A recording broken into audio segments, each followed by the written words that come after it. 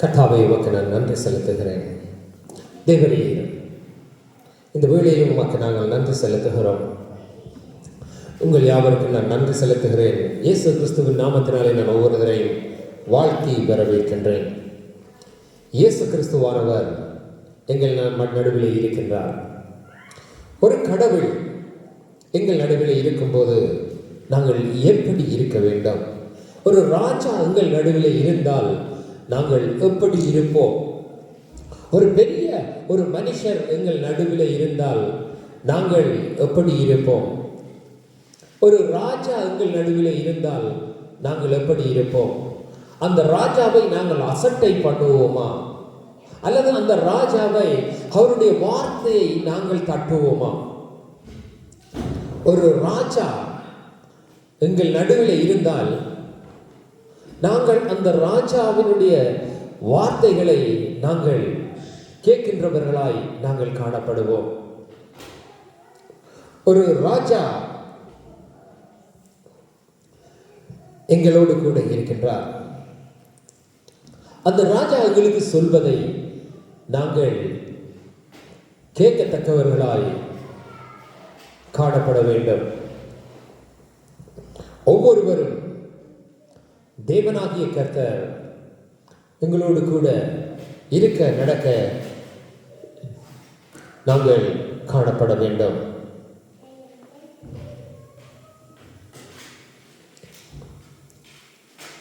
இயேசு கிறிஸ்துவானவர்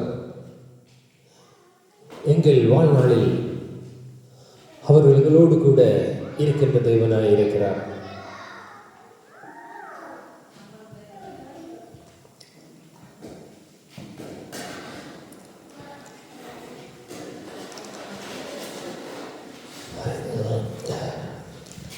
இன்றைய நாளிலும் நான் இந்த இடத்திற்கு வருவதற்காக நான் தேவனுடைய சமூகத்திலே நான் காத்திருந்த போது என்னுடைய இருதயத்திலே தேவன் வைத்த காரியத்தை நான் இன்றைய நாளில் உங்களோடு கூட பகிர்ந்து கொள்ள நான் விரும்புகிறவராக காணப்படுகிறேன்.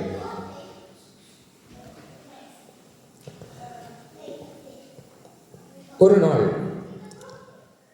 இயேசு கிறிஸ்துவானவர் நடந்து வருகிறார். இயேசுவானவர் நடந்து வரும்போது அங்கே அவர் சில காரியங்களை செய்கின்றவராய் இருக்கிறார். அதே போலதான் இயேசு கிறிஸ்துவானவர் அவருடைய ஊழியங்களை செய்து வருகின்ற நாட்களிலே இயேசு அவருடைய ஊழியங்களை செய்து வரும்போது அவர் சொன்ன காரியம், மனம் திரும்புங்கள், பரலோக ராஜ்யம் சமீபமாய் இருக்கிறது என்று சொல்லி, மனம் திரும்புங்கள், பரலோக ராஜ்யம் சமீபமாய் இருக்கிறது. மனம் திரும்பும் போது அங்கு பரலோக ராஜ்யம் சமீபமாய் இருக்கிறது. மனம் திரும்பி இயேசு கிறிஸ்துவை விசுவாசியுங்கள் என்று நாங்கள் வாசிக்கிறோம். மனம் திரும்பி இயேசு கிறிஸ்துவை விசுவாசிப்பது நித்திய ஜீவனுக்கு ஏதுவாய் காணப்படுகிறது. மனம் திரும்பி இயேசு கிறிஸ்துவை விசுவாசிக்கும் போது அங்கு நித்திய ஜீவன் உண்டாகின்றது. மனம் திரும்புதல் என்றால் என்ன? ஏன் மனம் திரும்ப வேண்டும்?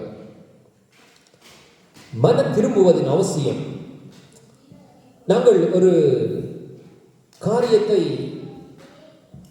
சொல்லும்போது, ஒருவர் கேட்கும்போது நாங்கள் கேட்போம், ஏன் இதை நாங்கள் செய்ய வேண்டும்? ஏன் இதை நாங்கள் கேட்க வேண்டும்?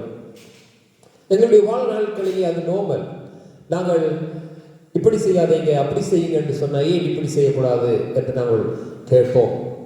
எங்களுடைய ஒரு இடத்துக்கு போகும்போது இந்த பாதையால் போகாதீங்க, மற்ற பாதையாலே போங்க என்று நாங்கள் சொல்லும்போது நாங்கள் கேட்போம், ஏன் நாங்கள் இந்த பாதையாலே போகக்கூடாது, மற்ற பாதையாலே ஏன் போக வேண்டும் என்று. அப்போ நாங்கள் ஒன்றை சொன்னால் உடனே அதை அக்செப்ட் பண்ணுகிற இருதயம் எங்களுக்கு இல்லை. அது எல்லாரும் அப்படித்தான். சொல்ல முடியாது, நான் அப்படி இல்லை என்று. சில வழியில் ஒரு ஒரு பிரச்சனை வருகின்றது. ஒரு கணவன் மனைவிக்கிடத்திலே ஏன் ஒரு பிரச்சனை வருகிறது? ஒரு தாய் தகப்பனிடத்திலே ஒரு பிரச்சனை ஏன் வருகிறது? என் தகப்பனுக்கு பிள்ளைக்கு இடையில ஏன் ஒரு பிரச்சனை வருகிறது?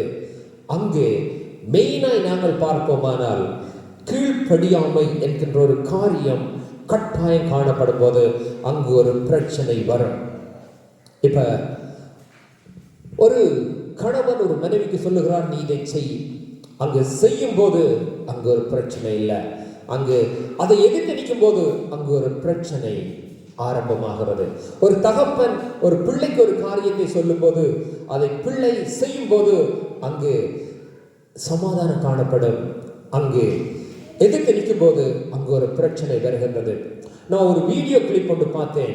அது என் இருதயத்தை மெது தொட்ட ஒரு காரியம். ஒரு வயது பிள்ளையும் ஒரு 3 வயது பிள்ளையும், ஒரு கணவனும் மனைவியும், அவர்கள் அதை ஒரு உண்மையாய் நடக்கின்ற சம்பவத்தை ஒரு வீடியோ கிளிப்பாய் தயாரித்து போட்டார்கள்.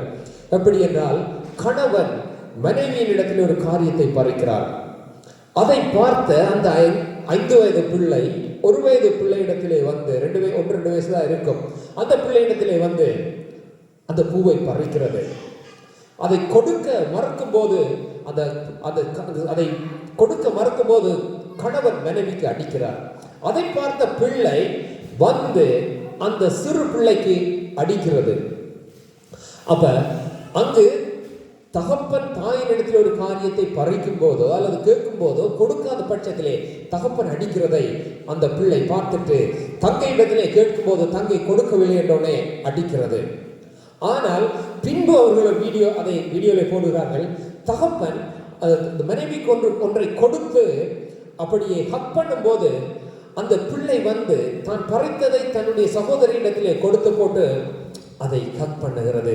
அப்ப அந்த 5 வயது 3 வயது 5 வயது நிரம்பின பிள்ளையினுடைய செயல் எப்படி காணப்படுகிறது என்றால், எங்களுடைய வாழ்க்கையிலே எப்படி அந்த குடும்பத்திலே காணப்படுகிறதோ என்று சொல்லி, அப்ப ஒரு செயலானது அங்கு எப்படி காணப்படுகிறது?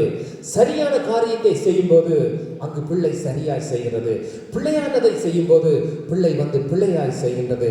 அதே போலதான் இயேசு கிறிஸ்துவானவர் நீங்கள் பார்த்த காரியங்களை வைத்து, நீங்கள் இதுவரைக்கும் உங்களுடைய வாழ்நாளிலே நீங்கள் பார்த்ததை வைத்து அதன்படி நீங்கள் நடக்கிறீர்கள், செய்கின்றீர்கள்.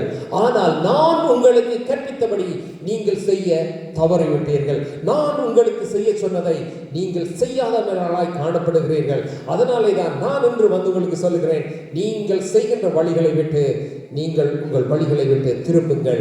அதாவது நீங்கள் செய்கின்ற காரியங்கள், கடவுளுக்கு பிரியமில்லாத காரியங்களை விட்டு நீங்கள் மனம் திரும்பி கிறிஸ்துவை விசுவாசியுங்கள் என்று சொல்லி, அப்ப அங்கு மனம் திரும்புவதற்கு ஒரு காரியம் எப்படி உண்டாயிருக்கிறது என்று சொன்னால், அதாவது எப்படி தேவன் அவர்களை வாழ வேண்டும் என்று அவர்களை நியமித்தாரோ அதன்படி வாழாமல் தாங்கள் வாழ்கின்ற விதமாய் வாழ்ந்து கொண்டு அது தேவனுக்கு பிரியமானது என்று அவர்கள் நினைக்கிறார்கள்.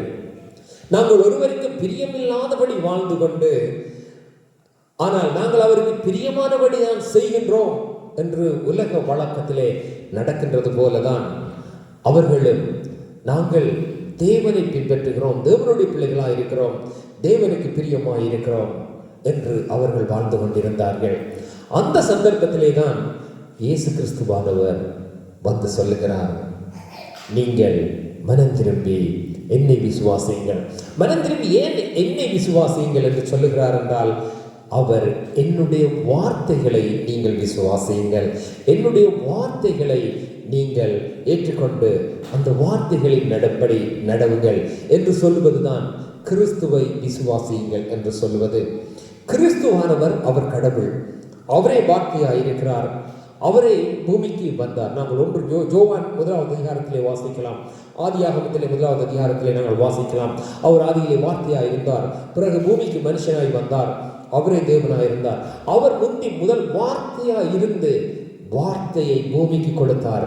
பிறகு அவரே மனுஷனாய் வந்து வார்த்தையை பூமிக்கு கொடுத்தார். அங்கு காரியம் மாறுகின்றது, ஆனால் செயல் ஒன்றாகத்தான் இருக்கிறது. அவர் வார்த்தையாய் இருந்தவர் வார்த்தையாய் வெளிப்பட்டு வார்த்தையின்படி நடக்க சொல்லி சொன்னார். அவர்கள் கொஞ்சம் பேர் நடந்தார்கள், குறிப்பிட்ட காலம் அதை ஃபாலோ பண்ணினார்கள். பிறகு அவர்கள் அதை செய்ய மறந்துவிட்டார்கள். அதன் பிறகுதான் கிறிஸ்து, அவரே வார்த்தை, அவரே வந்தார், அவர் வார்த்தையை கொடுத்தார், நீங்கள் என்னை பின்பற்றுகிறவர்களாய் இருங்கள் என்று சொல்லி. அப்ப மனம் திரும்ப வேண்டியதும் இயேசு கிறிஸ்துவின் பின்னாக செல்ல வேண்டியதும் என்பது ஒரு மதத்தை விட்டு இன்னொரு மதத்துக்கு பின்பாக செல்வது அல்ல, அல்லது இன்னொரு மதத்தை பின்பற்றுவது அல்ல. இயேசு கிறிஸ்துவனுடைய வார்த்தையை ஏற்றுக்கொள்வது அங்கு நித்திய ஜீவனாய் காணப்படுகிறது. இங்கு நித்திய ஜீவனுக்கும் மதத்துக்கும் எந்த சம்பந்தமும் சொல்லப்படவில்லை. ஏன் நான் இவைகளை மீண்டும் மீண்டும் சொல்லுகிறேன் என்று சொன்னால், அந்த மதம் என்கின்றது அந்த போர்டராக இருக்கிற காரியம் நான் வெறுக்கின்ற ஒரு காரியமாக இருக்கிறது.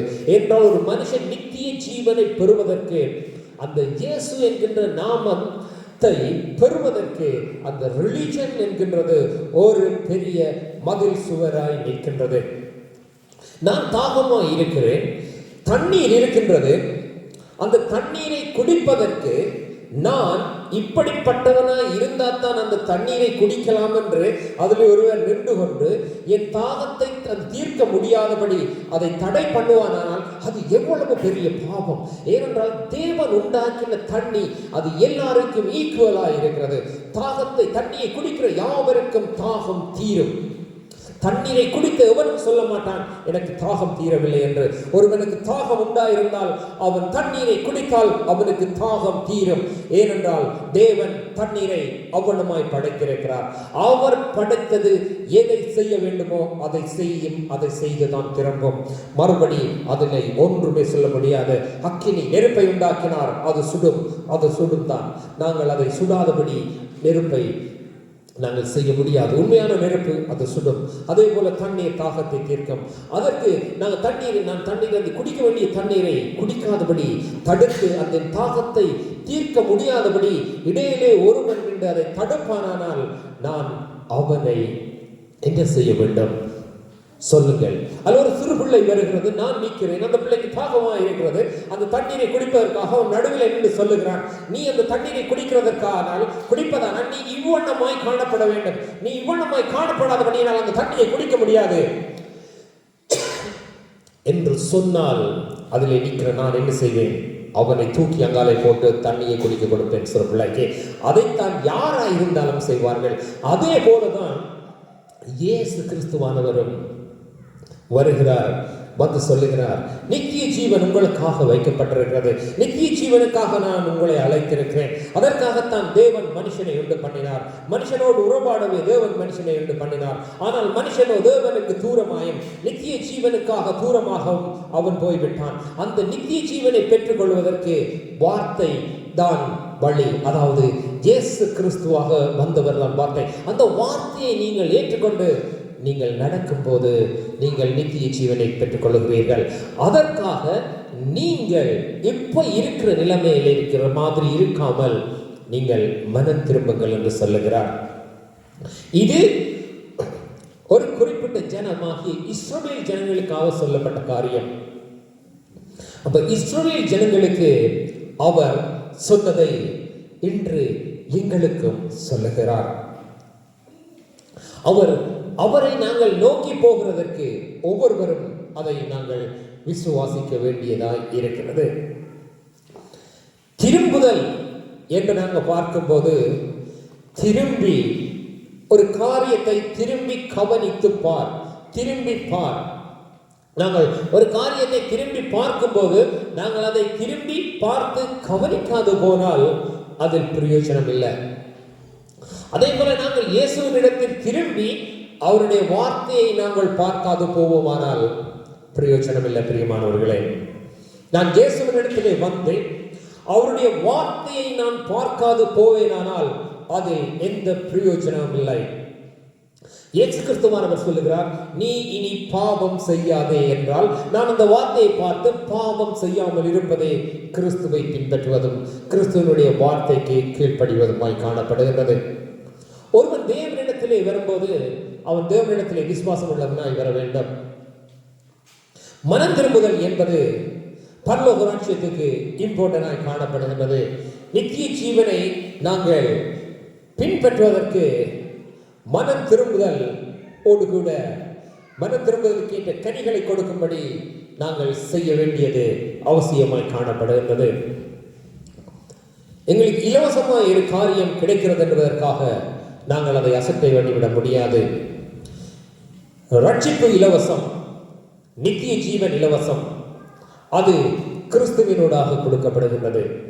கிறிஸ்துவினூடாக எங்களுக்கு இலவசமாய் கொடுக்கப்படுகிறது என்பதற்காக, ஃப்ரீயாய் கிடைக்கின்றது என்பதற்காக நாங்கள்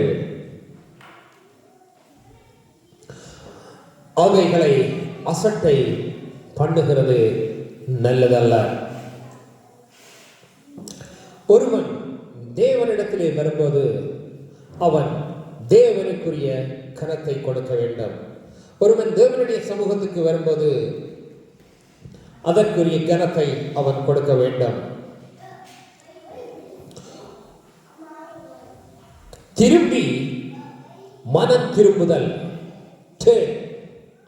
நாங்கள் திரும்பி ஒருவரை நாங்கள் உற்று பார்ப்போமானால், அதே போல நாங்கள் திரும்பி Stefan sit down please, come and sit down. ஒருவரை திரும்பி பார்க்கிறதற்கு தேவன் அவரை திரும்பி பார்க்க சொல்லும்போது நாங்கள் திரும்பி பார்க்க வேண்டும். திரும்பி பார்த்தால்தான் நாங்கள் அந்த காரியத்தை பெற்றுக்கொள்ள முடியும். ஒருவரை நாங்கள் நோக்கி பார்க்கிறோமானால் நாங்கள் அவரை கவனிக்க வேண்டும்.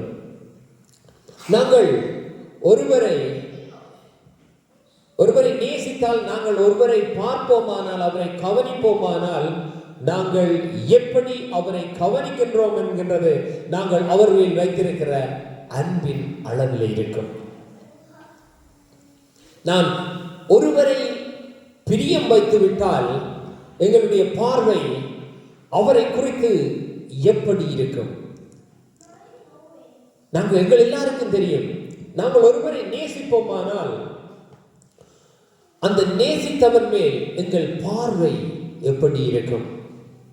நாங்கள் ஒருவரை நேசிக்காமல் இருப்போமானால் அவருடைய பார்வை, அவர் மேல் நாங்கள் வைக்கின்ற பார்வை எவ்வளமாய் காணப்படும்? எங்களுடைய பார்வையும் நாங்கள் செலுத்துகின்ற கவனமும் நாங்கள் செய்கின்ற ஒவ்வொரு காரியங்களும் அவர் மேல் நாங்கள் வைத்திருக்கிற அன்பின் எல்லையை வெளிப்படுத்தும். அதுதான் உண்மை. அதே போலதான் இயேசு கிறிஸ்துவானவர் சொல்லுகிறார், நீங்கள் என்னிடத்தில் வந்து நீங்கள் என்னுடைய வார்த்தைகளை ஏற்றுக்கொண்டு நடக்கின்ற விதமானது நீங்கள் என்னில் வைத்திருக்கிற அன்பை வெளிப்படுத்தும். நீங்கள் என்னில் எவ்வளவு பிரியமாய் இருக்கிறீர்கள் என்பதை, நீங்கள் செய்கின்ற காரியங்கள், நீங்கள் என்னை எவ்வளவாய் பார்க்கிறீர்கள், என்னுடைய வசனத்தை எவ்வளவாய் பார்க்கிறீர்கள், என்னை எவ்வளவாய் நேசிக்கிறீர்கள், என்னோடு கூட எவ்வளவு நடக்க விரும்புகிறீர்கள் என்பது ஒவ்வொருவருடைய அன்பின் எல்லையை வெளிப்படுத்தும். சிலர் இயேசு கிறிஸ்துவுக்காக மரித்தார்கள். அவர்கள் இயேசு கிறிஸ்துவோடு கூட வாழ்ந்தார்கள். அவர்கள் இயேசு கிறிஸ்துவுக்காக தங்களையே கொடுத்தார்கள். அவர்களுடைய எல்லை அவர்களுடைய உயிரை பார்க்கிலும் தேவனுடைய ராஜ்யத்தை நேசித்தது. அதே போலதான் இயேசு கிறிஸ்து எங்கள் வைத்திருந்த எல்லை அவருடைய ஜீவனை எங்களுக்காக கொடுத்த அன்பு. அப்ப எங்களுக்காக ஜீவனை கொடுத்த இயேசு கிறிஸ்துவின் அன்பு எல்லையில்லாத அன்பு, அவர் எங்கள் மேல் வைத்த அன்பு. அதே போலதான் அப்போஸ்தலர்கள், அவருக்காக ஜீவனை கொடுத்தவர்கள் தங்களுடைய உயிரை பார்க்கிலும் தேவனிடத்திலே அவர்கள் கொடுத்த அன்பு. இதிலே எனக்கு ஆண்டவர் இந்த இருதயத்திலே வைத்த காரியம் என்னென்றால், ஒரு மனுஷன் என்னை நோக்கி உண்மையாய் அவன் என்னை நோக்கி பார்ப்பானால் நான் அவனை விடுவிப்பேன். ஒருவன் உண்மையாய் என்னை நோக்கி பார்ப்பானால், ஒருவன் உண்மையாய் என்னிடத்திலே வருவானால், ஒருவன் உண்மையாய் என்னை தேடுவானால் அவனை நான் விடுவிப்பேன் என்பதை காட்டிலும் அவன் விடுவிக்கப்படுவான் என்பதுதான் உண்மை. ஏனென்றால் ஒரு கோட்பாடு இருக்கிறது. எப்படி என்றால், தேவனுடைய வார்த்தைக்கு அதிகாரம் இருக்கிறது, தேவனுடைய ராஜ்யத்துக்கு ஒரு அதிகாரம் இருக்கிறது. நாங்கள் தேவனுடைய ராஜ்யத்துக்குள்ளே வந்து அவருடைய வார்த்தையை நாங்கள் கேட்டு அவருக்கு கீழ்ப்படியும் போது சில காரியங்களை ஆட்டோமேட்டிக்காய் பரலோக ராஜ்யம் செய்கின்றது. அதே போலதான் இந்த உங்களுக்கு தெரியுமோ தெரியாது, அநேக லோ, அதாவது சட்ட புத்தகங்கள் இந்த பைபிளை வச்சு தான் எழுதப்பட்டிருக்கு. இந்த நாடு ஒருவனுக்கும் மரண தண்டனை கொடுக்கறதில்ல. இந்த யூகே தேசம் ஒருவனுக்கும் மரண தண்டனை கொடுக்கறதில்ல. அவன் எத்தனை இது செஞ்சாலும் அவனுக்கு தூக்கு தண்டனை இந்த தேசம் கொடுக்கறதில்ல. ஏனென்றால் ஒருவனுடைய உயிரை எடுக்கிறதற்கு ஒருவனுக்கு இந்த பூமியிலே அதிகாரம் இல்லை என்று இந்த பைபிள் சொல்லுகிறது. அதே போலதான் தேவன் அவருக்கென்று ஒரு நீதி இருக்கின்றது. ஏனென்றால் ரெண்டு விஷயம் இருக்கின்றது. ஒன்று, கிறிஸ்துவானவர் இங்கே இருக்கிறார், அங்காலே நீதி அநீதி, தேவனுடைய ராஜ்யம் தேவனுக்கு அல்லாத ராஜ்யம். நாங்கள் சொல்லுவோம் அதை சத்ருவானவன் என்று சொல்லுவோம். அப்ப நாங்கள் தேவனிடத்திலே வரும்போது, அவருடைய வார்த்தையை கேட்டு நாங்கள் அவரிடத்திலே வந்துவிடும் போது அந்த வார்த்தை ஆட்டோமேட்டிக்காய் அவனை விடுவிக்கின்றது. அதுதான் என்னுடைய வாழ்நாட்களில் நடந்தது. நான் இந்த பைபிளை வாசித்த முதல் வசனம், ஆண்டவராகிய இயேசு கிறிஸ்து ஞானஸ்தானம் எடுக்கின்றது. அதை வாசித்து நான் என்னுடைய இதயத்திலே நினைத்தேன், தேவன் அவரே தேவ நீதியை நிறைவேற்றும்படி ஞானஸ்தானம் எடுப்பாரால் நானும் தேவ நீதியை நிறைவேற்றும்படி ஞானஸ்தானம் எடுக்க வேண்டும். அவர் தேவனுக்கு, இயேசு கிறிஸ்துவானவர் கடவுளாயிருந்தும் தேவனுக்கு பிரியமானதை செய்கின்றபடியினால் நாங்களும் அவருக்கு பிரியமானதை செய்ய வேண்டும் என்று சொல்லி, ஒரு மனுஷன் தேவனிடத்திலே வரும்போது அவன் பார்வை முழுவதும் மாற வேண்டும். அவனுடைய பார்வை கிறிஸ்துவனிடத்திலே, அவனுடைய நம்பிக்கை கிறிஸ்துவனிடத்திலே காணப்படும் போது தேவன் அவனுடைய வாழ்விலே சகலவற்றையும் செய்கின்றவராய் காணப்படுகின்றார். என்றால் இடம் கொடுங்கள். நாங்கள் இயேசு கிறிஸ்துவானவர் அவருடைய காரியங்களை, தேவனானவர் அவருடைய காரியங்களை எங்கள் வாழ்வில் செய்வதற்கு நாங்கள் இடம் கொடுக்க வேண்டும். நாங்கள் இடம் கொடுக்கும் போது தான் அவைகள் நிறைவேறும். நாங்கள் ஒருவரிடத்தில் அன்பு செலுத்தும் போது அவர் எங்களிடத்தில் அன்பு செலுத்துகிறார். நாங்கள் எங்களுடைய வாழ்நாட்களிலே எல்லாருக்கும் தெரிந்த ஒரு விஷயம் தான், நாங்கள் ஒருவரை நேசிக்கின்றோம், அவர்கள் எங்களை நேசிக்கும் போது நாங்கள் இன்னும் அதிகமாய் நேசிக்கின்றோம், அவர்கள் எங்களை இன்னும் அதிகமாய் நேசிக்கும் போது நாங்கள் இன்னும் அவர்களை அதிகமாய் நேசிக்கின்றோம். சில வேளைகளில் ஒருவர்களை வெறுக்கும் போது நாங்கள் அவர்களை வெறுக்கின்றோம். அவர்கள் எங்களுக்கு ஒரு காரியங்களை செய்யும் போது நாங்கள் நன்மைக்கு எதுவானதை செய்தால் நல்லதை செய்கின்றோம், தீமையை செய்தால் தீமையை செய்கின்றோம். இது பலமாய் காணப்படுகிறது. ஒருவரிடத்தில் அன்பு செலுத்தும் போது அவன் உண்மையாய் அவர்களுக்கு பிரியமாய் நடந்து கொள்ள விரும்புவான். அதுதான் உண்மை. ஒரு யாராயிருந்தாலும் ஆரம்பத்திலே நாங்கள் ஒருவரை நேசித்து நாங்கள் போகும்போது அவர்களுக்கு பிரியமானபடி தான் நடக்க விரும்புவோம். ஆனால் சில வேளைகளில் அவர்களை ஏமாற்றுவதற்காக அப்படி நடக்கின்றவர்களும் உண்டு. அவர்கள் தங்களுடைய காரியங்கள் நிறைவேறின பின்பு அவர்களை ஏமாற்றுகிறவர்களும் உண்டு. ஆனால் அவர்களிடத்திலே அன்பு கூறுகிற விதமாய் நடக்கும் போதுதான் அவர்களுக்குரிய காரியம் அங்கு நிறைவேறுகின்றது. ஒரு கணவன் மனைவியா இருக்கலாம், அல்லது ஒரு காதலன் காதலியா இருக்கலாம், அல்லது 2 ஃப்ரெண்ட்ஸா இருக்கலாம், அல்லது ஒரு வேறு இடத்திலே மேனேஜரா இருக்கலாம், அல்லது ஒரு ஸ்டாஃபா இருக்கலாம். அங்கே ஒருவருக்கொருவர் பிரியமானபடி நடந்துதான் இந்த காரியங்களை நாங்கள் செய்ய வேண்டியதாய் காணப்படுகிறது. ஆனால் ஆண்டவராகிய ராஜ்யத்திலே எப்படி காணப்படுகிறதுனா, அவர் எங்களிடத்திலே பிரியமா இருந்தபடியினால் அவர் வந்து எங்களில் பிரியம் வைத்து அவர் தன்னை வெளிப்படுத்தி, நீ வா, நான் உன்னிடத்திலே அன்பு கூர்ந்து இவைகளையெல்லாம் உனக்கு செய்து முடித்து விட்டேன், நீ வந்து பெற்றுக்கொள் என்று சொல்லுகிறவராய் இருக்கிறார். நாங்கள் ஒவ்வொன்றை பெற்றுக்கொள்ளும்படி நாங்கள் இந்த பூமியிலே உறவுகளை வைத்திருக்கின்றோம், ஒவ்வொன்றை நாங்கள் செய்கின்றோம். ஆனால் எங்களுக்காக எல்லாவற்றையும் செய்து முடித்ததை நாங்கள் பெற்றுக்கொள்ளும்படி பெற வேண்டிய ஒரே உறவு தேவனாகிய கர்த்தருடைய உறவு, இயேசு கிறிஸ்துவான உறவு, அவர்களுக்குள்ளே பெற வேண்டியதான உறவு. நாங்கள் அவரிடத்திலே வரும்போது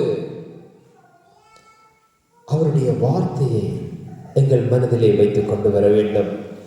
மனம் திரும்புதல் என்று வந்தால் அதிகமான காரியங்களை பேசிவிட முடியாது. ஏனென்றால் உண்மையாய் மனம் திரும்ப வேண்டும், உண்மையாய் மனம் திரும்பி வர வேண்டும். இப்ப நாங்கள் படித்து வந்தவர்கள், நாங்கள் எல்லாரும் பள்ளிக்கூடம் போய் வந்து நாங்கள் உங்களை எல்லாருக்குமே தெரியும். நாங்கள் ஓயில் படிக்கிற காலத்திலே, இயர் 5 ஸ்காலர்ஷிப் படிக்கிற நேரத்திலே அப்பா அம்மா போய் படியடா என்று பேசுவாங்க. ஓம் என்று சொல்லி போட்டு நாங்கள் வருகிறோம். ஆனால் எத்தனை பேர் நாங்கள் உண்மையாய் படிக்கின்றோம்? நாங்கள் எத்தனை பேர் படிக்காமல் நாங்கள் விளையாடி இருப்போம்? நாங்கள் அந்த வார்த்தையை ஏற்றுக்கொண்டு, படி என்கின்ற வார்த்தையை ஏற்றுக்கொண்டு நாங்கள் வருகிறோம். ஆனால் நாங்கள் படிப்பதில்லை, விளையாடுவதும் உண்டு. ஒரு காரியத்தை செய்கின்ற போது நாங்கள் அதை ஏற்றுக்கொண்டு நாங்கள் ஓகே என்று போவோம், செய்யாமல் விடுவது உண்டு. செய்யாமல் விடும்போது நாங்கள் அவர்களை ஏமாற்றுகிறோம். தகப்பனை தாயை பல தடவை படிக்க சொல்லும்போது நாங்கள் ஏமாற்றி இருக்கிறோம். நானும் ஏமாற்றினவன் தான் சிறுபிள்ளைகளாக இருக்கின்ற காலத்திலே. ஆனால் அதெல்லாம் இந்த உலகத்துக்குரிய காரியங்களாக இருக்கின்றது. ஆனால் கிறிஸ்துவானவரை நாங்கள் ஏமாற்றுவோமானால் நாங்கள் நித்திய ஜீவனை இழந்து அவர் எங்களுக்கு வைத்தவைகளை நாங்கள் பெற்றுக்கொள்ள தவறிவிடுவோம். ஏனென்றால் எங்களுடைய பார்வை எப்படி இருக்க வேண்டும் என்றால், நம்பிக்கையை அவர் மேல் வைக்க வேண்டும், விருப்பத்தை அவர் மேல் வைக்க வேண்டும், ஆசையை அவர் மேல் வைக்க வேண்டும். அவரிடத்திலேயே இருக்கிறவைகளை எப்பொழுதும் நாங்கள் வாழ்ந்து காணப்பட வேண்டும். ஒருவன், அந்த வசனம் இப்படித்தான் சொல்லுகிறது. மத்தேயு 4:17 இருக்கிறது, வாசிக்கிறேன். அது முதல் இயேசு, மனம் திரும்புங்கள், பரலோக ராஜ்யம் சமீபமாய் இருக்கிறது என்று பிரசங்கித்தார். பாருங்க, பரலோக ராஜ்யம் சமீபமாய் இருக்கிறதற்கு நாங்கள் மனம் திரும்ப வேண்டியதாய் காணப்படுகின்றது. அதே போலதான் 3வது அதிகாரம் 15வது வசனம் சொல்லுகிறது,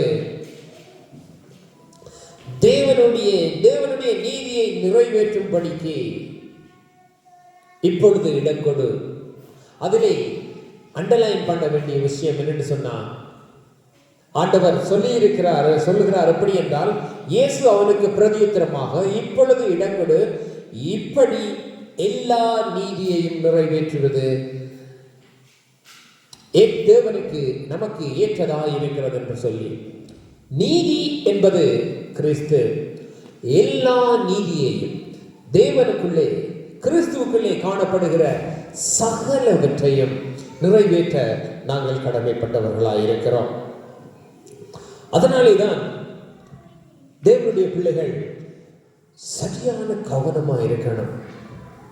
எப்படி என்றால், ஒரு குடும்பத்தில் தகப்பன் தாய் மூத்த பிள்ளை சொல்லுவாங்க, எல்லாரும் நீ தான்டா மூத்ததில்லை, நீ தரதலையானதுனால எல்லாம் தரதலையா போச்சு என்கிற நாட்களில் கூட ஊரில் பேசுவாங்க. இந்த உன்னை பார்த்து அவன் கெட்டு போனான், அப்புறம் உங்கள் 2 பேரையும் பார்த்து மற்றது கெட்டு போச்சு, முதல் கோணல் எல்லாம் கோணல் என்று சொல்லி நாங்கள் சொல்லுகிறது உண்டு. எங்களுடைய தமிழ் பேச்சு வழக்கத்திலே முதல் வந்தது இப்படி, அதை விட எல்லாம் போச்சு என்று சொல்லி நாங்கள் சொல்லுகிறவர்களாய் காணப்படுகிறோம். அது ஏன் என்று சொல்லி சொன்னால், அவரை பார்த்து மற்றவர்களை பார்த்து மற்றவர்கள் தவறி போகிறவர்களாக இருக்கிறோம். அதனாலே தான் நான் சொல்லுகிறேன், ஒவ்வொரு கிறிஸ்தவனுக்கும் சரியான ஒரு கடமை உண்டு.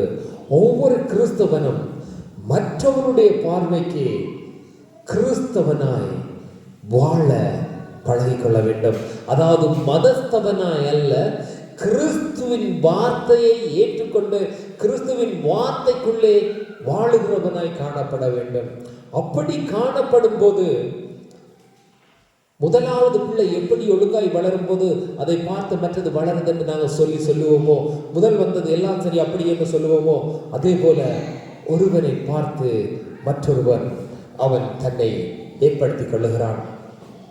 அதனாலே தான் ஆண்டவராகிய கிறிஸ்து சொல்லுகிறார், ஒருவன் என்னை பின்பற்றுகிறவனாய் இருந்தால் அவன் என்னை பின்பற்றி வர கடவன் என்று சொல்லி, நாங்கள் இந்த வேளையிலே நான் இன்னொரு காரியத்தை சொல்லி போட்டு முடிக்க விரும்புகிறேன்.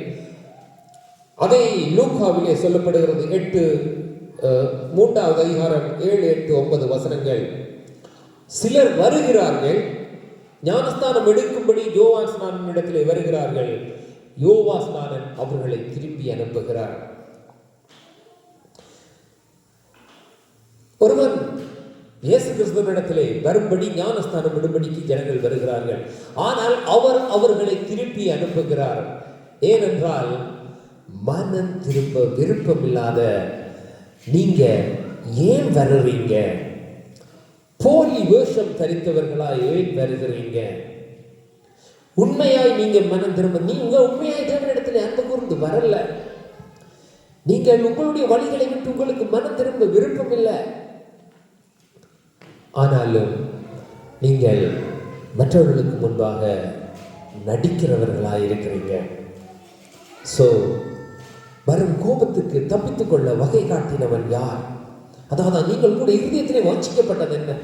தேவனுக்கு முன்பாக உங்களுக்கு பயம் இல்லாமல் போனது என்ன என்று சொல்லி, அப்படி தேவனுக்கு முன்பாக பயம் இல்லாமல் உங்களுடைய இஷ்டப்படி எல்லாம் வாழ்ந்து கொண்டிருக்கிற சில என்னுடைய சகோதரர்களுக்கு நான் சொல்ல விரும்புகிற காரியம், உங்களுடைய வாழ்க்கைகளை தேவனுக்குள்ளாக சீர்படுத்திக் கொள்ளுங்கள். ஏனென்றால் மனம் திரும்பி வருகிறவனுக்கு அங்கு நித்திய ஜீவன் உண்டு, மனம் திரும்பாமல் வருகிறவனுக்கு அங்கு நித்திய ஜீவன் காணப்படாது. அப்ப நாங்கள் எங்களை நாங்களே ஏமாற்றிக் கொள்ளாதவர்களாய், எங்களை நாங்களே ஏமாற்றி விடாதவர்களாய், நாங்கள் கடைசியிலே வேதனைக்குள்ளாக சென்று விடாதபடி நாங்கள் உண்மையாய் தேவனிடத்திலே சொல்ல வேண்டும். ஒரே உதாரணம் தான் நான் சொல்லுகிறேன். படிக்கின்ற நாட்களில் படி என்று நாங்களும் படிக்கிறோம் என்று சொல்லி நடித்து கொண்டு தாய் தகப்பனை ஏமாற்றி கொண்டிருப்போம். கடைசியிலே எக்ஸாம்பிளே ஃபெயில் ஆகினால் நாங்கள் தான் தோற்று போகின்றோம். தாய் தகப்பன் தோற்று போட்டார்கள் என்று நாங்கள் நினைக்கிறோம். நோ, நாங்கள் தான் தோற்று போகின்றோம். ஏனென்றால் நாங்கள் எங்களுடைய வாழ்க்கை தான் பின்பு எப்படி போனது என்கின்ற ஒவ்வொருவருக்கும் தெரியும். தாய் தகப்பனை ஏற்றியோ ஏமாற்றியோ படிக்காமலோ குழப்படி செஞ்சோ கடைசியிலே கஷ்டப்படுகின்ற 6வது ஒரு ஆள் இதை பார்த்தீங்கன்னா தெரியும். எஸ், ஓமட்டு சொல்லுவீங்க, தாய் தகப்பனை நான் ஏமாற்றவில்லை, என்னை நான் ஏமாற்றி விட்டேன் என்று சொல்லி. அதே போல தான் நான் சொல்லுகிறேன், கிறிஸ்துவனிடத்திலே வருகிற ஒவ்வொருவரும் உண்மையான மனம் திரும்புதலோடு வந்தால் நீங்கள் தேவனிடத்திலே இருக்கின்ற காரியங்கள் சகலவற்றையும் உங்களுடையதாக்கிக் கொள்ளுவீர்கள். ஆனால் மனம் திரும்பாமல் சும்மா வந்து நீங்கள் தேவனை ஏமாற்றுவீர்களானால் நீங்கள் அவைகளை பெற்றுக்கொள்ள முடியாது. அதே நேரம் தேவனிடத்திலே நித்திய ஜீவனத்திலே பிரவேசிக்க முடியாது. அதனாலே நீங்கள் உங்களை ஏமாற்றிக் கொள்ளாதபடிக்கு, நீங்கள் கடைசி நாட்களிலே நீங்கள் நித்திய ஜீவனை பெறாதபடிக்கு, கைவிடப்படாதபடிக்கு கிறிஸ்துவுக்குள்ளே வந்திருக்கிற ஒவ்வொருவரும், ஒவ்வொரு சகோதரர்களும் நண்பர்களும் என் தாய் தாமரும் உங்களுக்குள்ளே மனம் திரும்புதலுக்கேற்ற கனிகளை கொடுங்கள். அதற்காகத்தான் ஆண்டவர் சொன்னார், அப்போஸ்தலர்கள் சொல்லுகிறார்கள், மனம் திரும்புதலுக்கு ஏற்ற கனிகளை கொடுங்கள் என்று சொல்லி நான் இதோடு கூட முடித்துக் கொள்ள விரும்புகிறேன். இயேசு கிறிஸ்துவை விசுவாசிங்க, தேவனிடத்திலே வருங்க, வாங்க, இயேசு கிறிஸ்துவுக்குள்ளாக இவைகளை பெற்றுக்கொள்ளலாம் என்று அறிந்து கொள்ளுங்க. அவைகளை பெற்றுக்கொள்ளுங்க. சகல பலத்தோடும், சகல சமாதானத்தோடும், சகல சந்தோஷத்தோடும், சகல சுகபலத்தோடும் அவருக்குள்ளே வாழுங்க. அதற்காகத்தான் கிறிஸ்து கொடுக்கப்பட்டார். கிறிஸ்து கொடுக்கப்பட்டது நோக்கத்தை சரியாய் அறிந்து கொண்டு ஒருவன் சரியாய் அறிவானானால், இயேசு கிறிஸ்து கொடுக்கப்பட்டது நோக்கத்தை ஒருவன் சரியாய் கண்டுபிடிப்பானானால், சரியாய் அறிந்து கொள்ளுவானானால், அதை சரியாய் பிடித்துக் கொள்ளுவானானால் அவன் பாக்கியவானாய் காணப்படுவான். இந்த பூமியிலே அவன் கொடுத்து வைத்தவன், நம்முடைய சமயம் சொல்லுண்டா, கொடுத்து வைத்தவனாய் காணப்படுவான். ஏனென்றால் கிறிஸ்துவுக்குள்ளே சகலமும் காணப்படுகின்றது. நான் இதோடு கூட முடித்துக் கொள்ள விரும்புகிறேன். என்னுடைய இருதயத்திலே கர்த்தர் வைக்கின்ற காரியத்தை தான் நான் சொல்லுகிறேன். அதிகமாய் உண்மை உள்ளவனாயிரு. தேவனுக்கு முன்பாக, மனுஷருக்கு முன்பாக எப்பொழுதும் உண்மை உள்ளவனாயிரு. தேவனுக்கு பிரியம் உள்ளவனாய் காணப்படு. தேவன் எப்படி உனக்கு வாழ சொல்லுகிறாரோ அவ்வண்ணமாய் வாழ். அந்த வார்த்தைகளை நீ உன்னுடைய இருதயத்திலே வைத்து பத்திரப்படுத்திக்கொள். உன்னுடைய இருதயத்திலே என்னுடைய வார்த்தைகளை வைத்து நீ பத்திரப்படுத்திக் கொள்ளுவாயானால் அவைகள் உன்னை நடத்தும் என்று சொல்லி, ஆமாண்டவரே, அன்பின் பிதாவை உம்முடைய சமூகத்திலே ஒப்புக்கொடுக்கிறேன். அப்பா, உம்முடைய ஜீவனுள்ள வார்த்தைகளுக்காக நன்றி. உம்முடைய வார்த்தையை என் இருதயத்திலே பத்திரப்படுத்தவும், இருதயமாகிய கற்பிலகிலே எழுதவும் தேவரே நீர் கிருபை பாராட்டும்படியாய் செபிக்கிறேன். கிறிஸ்துவை அறியவும், கிறிஸ்துவுக்குள் உள்ளவைகளை பெற்றுக்கொள்ளவும் கர்த்தாவே நீர் எங்களுக்கு கிருபை பாராட்டும்படியாய், இன்னும் அதிகமான கிருபைகளை பாராட்டும்படியாய் செபிக்கிறோம். ஆண்டவரே, மனம் திரும்புவதற்கு ஏற்ற கனிகளை கொடுக்கவும், எப்பொழுது உமக்கு பிரியமானபடி காணப்படவும் தேவரே நீர் எங்களுக்கு கிருபை தரும்படியாய் செபிக்கிறேன். எங்களுடைய ஆவி ஆத்ம சரீரத்தை நீங்க உயிர்ப்பிக்க விடும்படியாய் ஜெபிக்கிறேன். ஆண்டவரே, அப்பா, சகலவற்றையும் மரித்து உயிர்த்தெழுந்த நசரேயனாகிய இயேசு கிறிஸ்துவுக்கு நான் ஒப்புக் கொடுக்கிறேன். இயேசுவின் வல்லமையுள்ள நாமத்தில் பிதாவே, ஆமென். உமக்கு நாங்கள் நன்றி செலுத்துகிறோம். ஆண்டவரே,